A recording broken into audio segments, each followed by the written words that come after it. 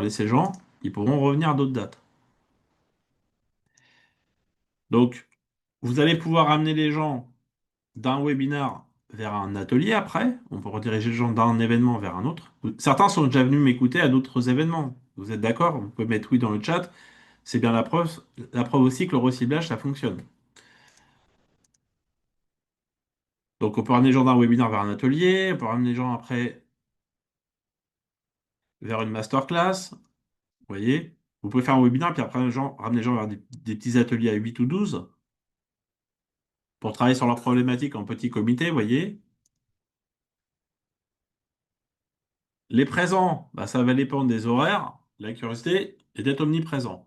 Alors, je sais pas si vous savez, mais la France travaille 3 jours sur 7. Le lundi, les gens reviennent de week-end, ils dépilent leur mail. Le vendredi, ils sont tous au RTT. Ils restent mardi, mercredi, jeudi pour faire des webinars.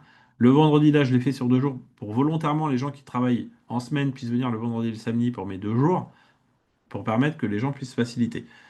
Les meilleurs horaires, c'est 11h, 12h30, 14h pour les webinars, 9h, midi pour les masterclass, ou 14, 17 ou 15, 18, ça marchera bien.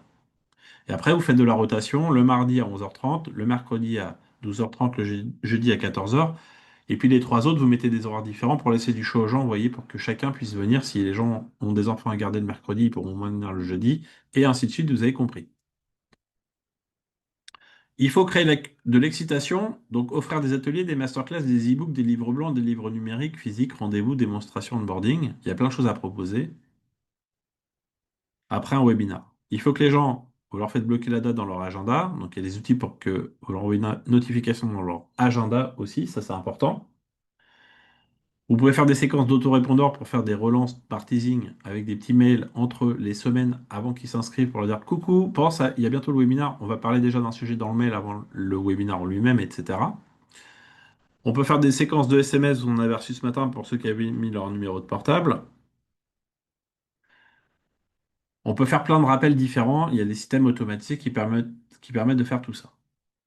À chaque étape, les gens s'inscrivent au webinaire, ils reçoivent des confirmations. Ils viennent sur Zoom, ils prennent un rendez-vous Calendly, vous avez reçu des confirmations. Jusqu'à la validation de l'offre, on peut tout automatiser. Ça va?